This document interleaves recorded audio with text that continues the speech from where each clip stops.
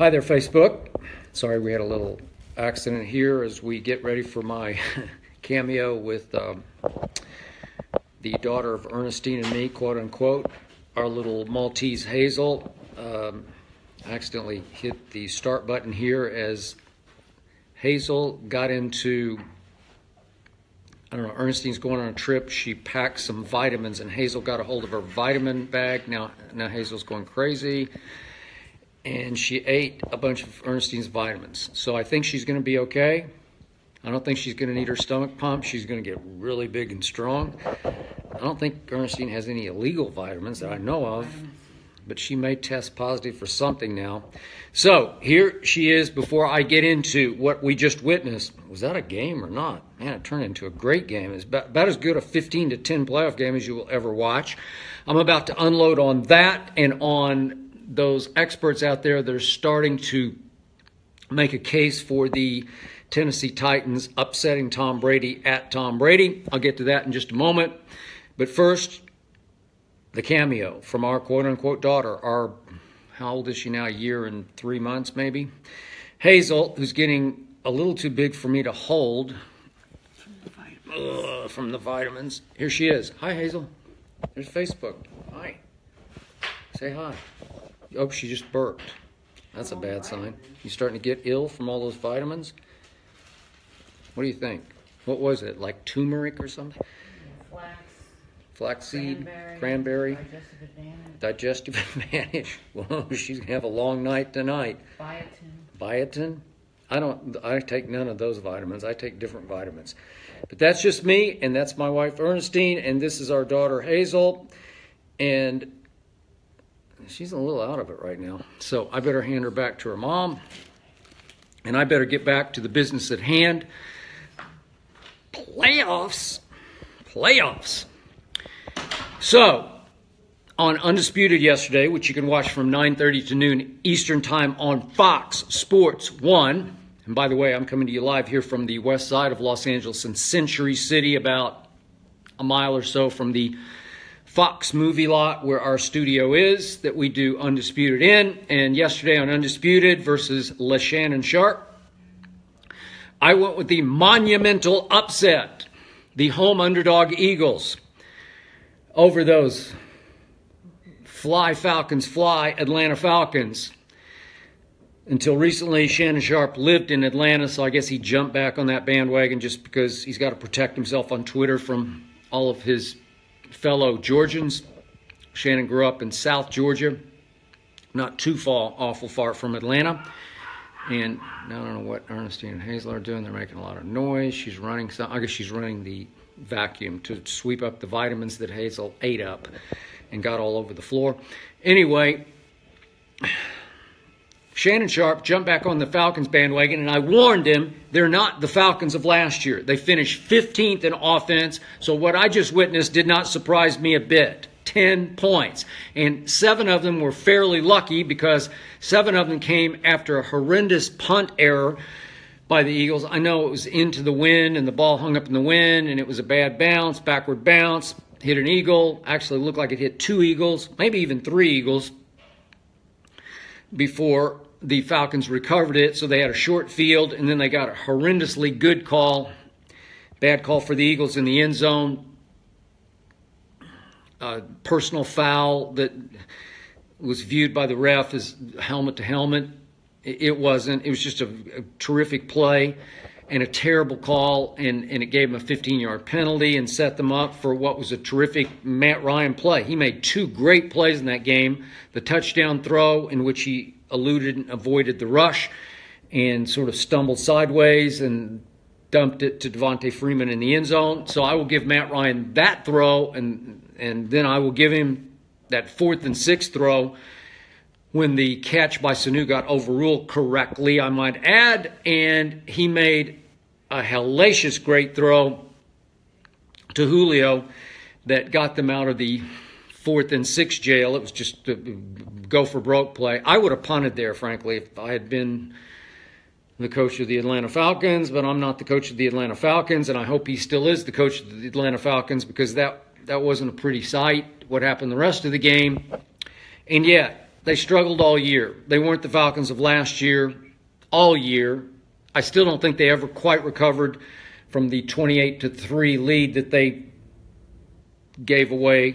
Actually, Tom Brady took it away in the Super Bowl, but it's just hard to get up off the mat after that. And speaking of Matt Ryan, he wasn't the MVP, but he had a good – he bounced back down the stretch and got them in position to go to Philadelphia to win the game. Obviously, had the late rally in the regular season, and I still think my Cowboys should have made it in the playoffs. No Zeke, no Zeke, no Zeke. You got a first and goal to 3, but don't get me started on that. So, I'm not an Eagles fan, but I picked the Eagles because I kind of like Nick Foles. I've always kind of grudgingly admired him because under Chip Kelly that year, 2013, he had 27 touchdown passes to 2 interceptions, and I used to jokingly call him Foles Gold, and I kept saying, oh, he's going to fade and fold. But he really didn't, even in that playoff game that year that they lost at home on I think it was a Saturday night. It was a later night game than this one, to Drew Brees. So it's Nick Foles versus Drew Brees.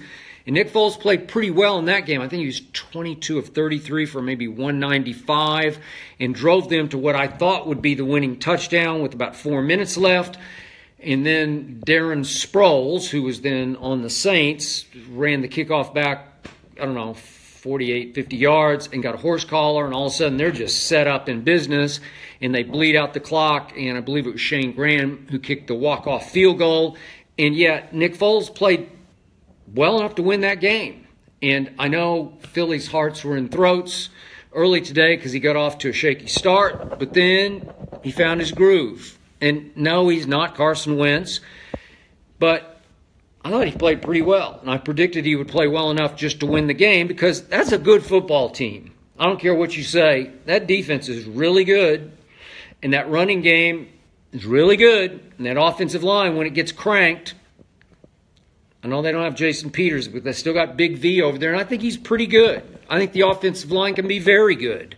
So all the ingredients are there for them to still be a pretty good team if Nick Foles can just execute what Nick Foles does. And he did. He made some big third down conversion throws. I have no idea why Doug Peterson opened the game with asking him to throw deep into the wind. And he lost his back footing and slid and tried to throw it anyway. And they got a 46-yard pass interference penalty out of it.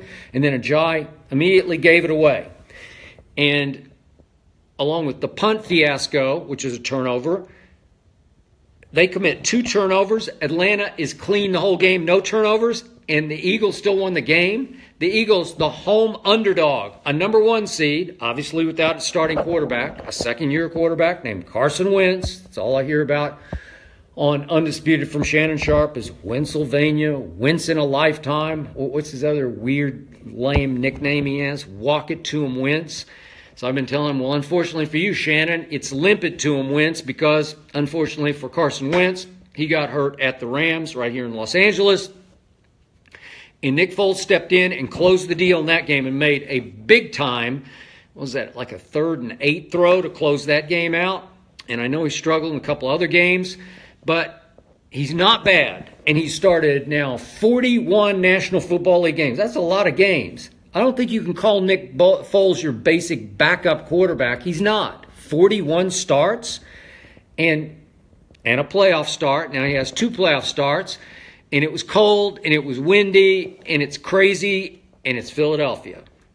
And I hate the Eagles. Frankly, I've said this many times. I just hate them. I grew up hating them. I grew up a Cowboy fan. I don't hate the Giants. I don't love the Redskins, but I don't hate the Redskins like I did. I know hate's a strong word. It's just a fan word. I'm just being a fan. But in fan terms, I never liked anything about the Eagles. I don't like their body language. I don't like how they front run. But I was just being objective this week on Undisputed. I just liked them better than the Falcons because the Falcons haven't impressed me all year. So they went out to L.A. and they won a playoff game. Okay, but I know I used to cover the Rams when they were the first incarnation of the Los Angeles Rams back in my days at the LA Times right out of Vanderbilt. And it's a deadheaded crowd. It's lifeless. LA's the capital of entertainment, and people go to be entertained at LA, at the Coliseum. And it's a little different for USC or UCLA games. UCLA used to play at the Coliseum back in my days, but obviously they're at the Rose Bowl in Pasadena. But for USC home games, it's a different vibe, different crowd, different energy, different noise level. But for the Rams, it's professional, and I'm sure the Chargers are feeling a little of that as they've moved up to the LA area. They don't have their stadium yet either, but the Coliseum's vast. What does it hold? I guess you could get 100 and something in there. Obviously, in Pasadena, you get 120,000 in the Rose Bowl, but trust me about LA Rams fans, and I know it's a rebirth, but still, they mostly wait for the team to energize them, not vice versa. So there's not big home field advantage. And look at what the LA Rams did at home. I won't detail it all because we don't have time, but just go back and look at their home games. They weren't very good at home, and they had big home losses obviously to their rival Seahawks and to the Eagles. And they just didn't play very well at home, and the quarterbacks they beat at home were no good. So it didn't surprise me because they were better than the Falcons, but they just didn't play better.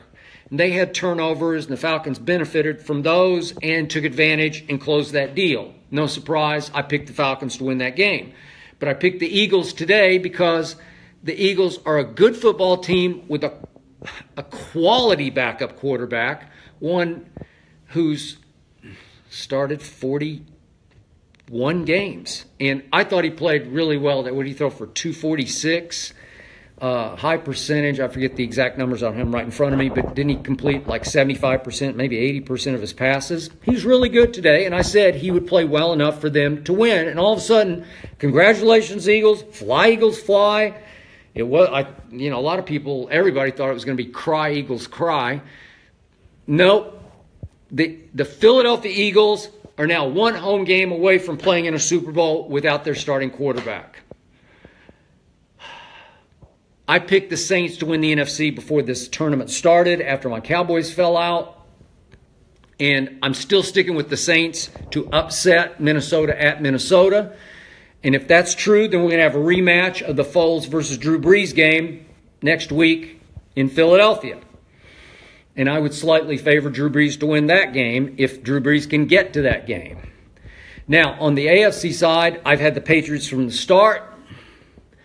And yet, it seemed like, starting with Ray Lewis on Undisputed, and to a certain extent, see, Shannon Sharp, let me explain his psyche to you. You can watch this again, 9:30 to noon Eastern Time, daily on Fox Sports 1. The psyche is, deep down, Shannon Sharp does not like Tom Brady. Deep down, he wants Tom Brady to fall on his face. He's already predicted he's only going to last another year, maybe two. Brady's saying he wants to play 5 more years until he's 45. I do not bet against Tom Brady.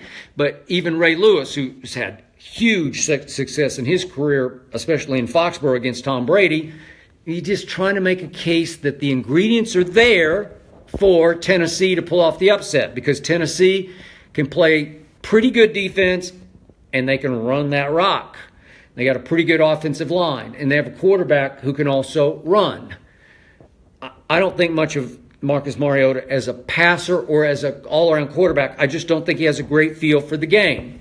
But he's gutsy, he's gamer, he's got courage, he'll block, and he'll run, and he'll make guts plays.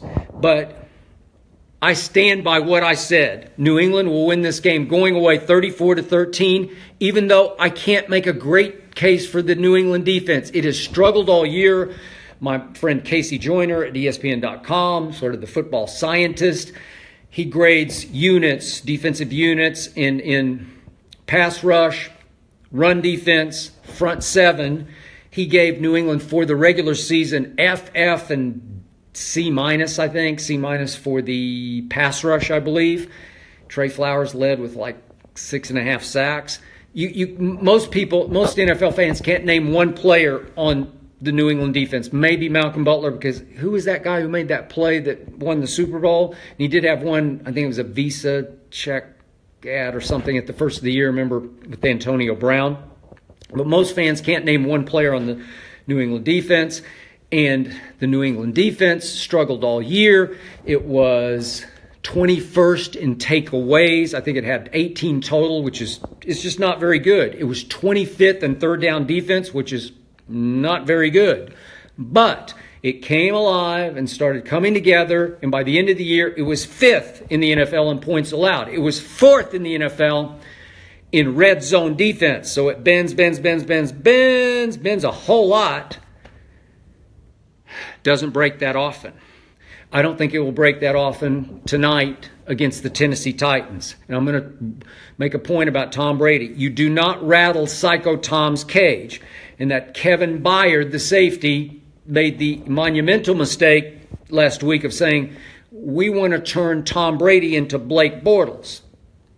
By the way, Blake Bortles wasn't that bad. He was better than Mariota this year in QBR, touchdown passes, 21-13. Mariota's 13-15. In Blake Bortles' QBR scale 0 to 100. That's the overall performance for the regular season. He was at 56, a little above average. He was in the top half of quarterbacks, and Mariota was slightly below that. And he's a lot below Tom Brady. And I'm going to warn you about this also.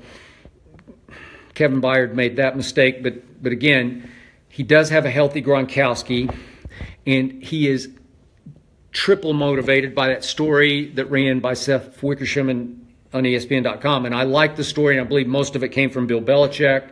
And I believe there is a Brady-Belichick unrest. There's an undercurrent of negativity between the two of them. They're not close, but it can fuel this team at a point like this. And the bombshell nugget to me in the story that didn't get a lot of play was that inside sources were shocked a year ago when in this very game, remember, New England played the Houston Texans, and Tom Brady was less than 50% in his completions, threw a couple interceptions, and a couple sources told Seth Wickersham that never had Belichick been harder on Brady in a film session than he was after this game a year ago.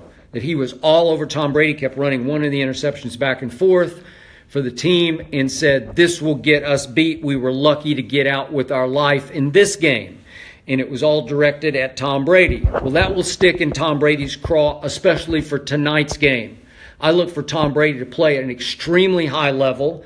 I also look for him to win the MVP off the regular season, although now there's such Brady hate, there's resentments, there's jealousy, and now I'm hearing this late push among NFL commentators, reporters, that they're going to try to, don't get me started, but they're going to make a case for Todd Gurley. It felt like that to me. Maybe I'm overreacting to this, but Tom Brady should win the MVP. I believe he still will win the MVP. And tonight, it starts in the postseason. I believe he will be on yet another mission. There's all this negativity about the trainer that Belichick pulled the credentials on, took him off the sideline, took him off the team plane. He's still able to operate some in the locker room. But I believe this will all just inspire Tom Brady to greater heights. I'm looking for a big Tom Brady game tonight in the cold in Foxborough against Marcus Mariota from Hawaii. And I'm going to stick with my prediction of 34-13 as I see Tom Brady trot onto the field. He looks good. I think you're going to see Psycho Tom come out of his cage, so to speak, tonight. You're going to see the most emotional quarterback I have ever watched in all my years of watching the National Football League. I think you're going to see Brady do what he did to Anthony Smith. You remember back in 2007 when Anthony Smith guaranteed a Steelers victory in a regular season game in Foxborough. That was the record-breaking 2007 year. And the second touchdown of that pass was a 63-yarder to one Randy Moss. And Tom Brady ran the length of the field to get in Anthony Smith's face to say, guarantee that. I'm paraphrasing what Tom probably said to him. But I think you're going to see that happen to Kevin Byard tonight. And God bless, young man, as you try to cover Rob Gronkowski. 34-13 Patriots. I will check in with all who are watching soon after this game, and I will share my over-emotional knee-jerk thoughts then. Thank you for watching. I hope Hazel's going to be okay after she ate all of Ernestine's vitamins that she had laid out for her trip. Maybe Hazel will be 10 pounds heavier by the time I get him, 10 pounds more muscle by the time I get in there. Thank you for watching Facebook. I'll see you soon after this game. Go Brady.